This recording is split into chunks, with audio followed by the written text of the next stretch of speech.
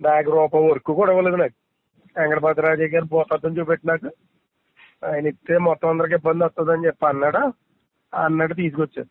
Beaching విషయంలో మాట్లాడాను, అది వేరు వేరు అని చెప్పి మాట్లాడాడని చెప్పి అతను అంటున్నాడా. ఎంత కూడా ఆడుతున్నారు. అన్నయ్య తప్పే ఉంది. ఇప్పుడు 5 సంవత్సరాలు వర్కులు చేయలేదు నేను, ఏమైనా ఇబ్బంది పడిపోయినా. మన ప్రొపోర్షన్ వల్ల కాంట్రాక్ట్ బిల్డ్ అవలో జనసేన పార్టీ కోసం నేను వర్కులు వదిలేసుకున్నాను. రాబోకొరత దాని సార్లు కేకేసినా కూడా నేను వర్కులకి వెళ్ళలేదు. ఈవేళ పార్టీ వచ్చింది కదా వర్కులు చేసుకుందామంటే తెలుగుదేశం స్వామికి 3,50,000 3,50,00,000 వర్క్ ఇచ్చారు ఎవరెవరి పేరులో రాసి.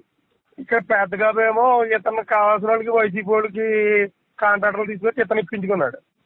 మరి ఇంకెంతకంటే దారుణం ఇంకేముంటుంది. 6 లక్షల వర్క్ ఉన్నా చేయమని నేర్చున్నాను.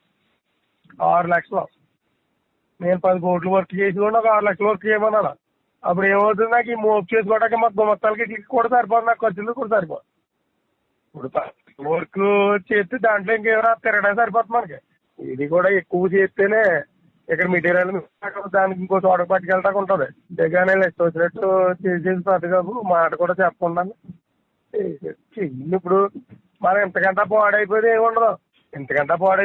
చెప్పు. అది ఇంకో చోట వర్క్ చేసుకుంటా. కానీ ఏంటంటే పురం పోతుంది. రాజుల నియోజకవర్గంలో మన రాజకీయం చేసాం, ఇక్కడ నీకే దిక్కు లేదన్న మాట అంటారన్న ఆలోచనతో ఇన్ని రోజులు ఆలోచించడం. దానికి గౌరవం లేకుండా చేసాడంతే. అది ఇలా కలటం తప్పు అని మాట్లాడాడంటే ఏమనుకోలే, నాకు అర్థం అవట్లేదా. అంటే మేము కొట్టు సావాలా, కాపులు కొట్టుసేస్తే ఇది ఆనందింతాడేమో. ఆడి ప్రెసిడెంట్లు వాళ్ళని అంత దగ్గర చేసుకుంటున్నాడు.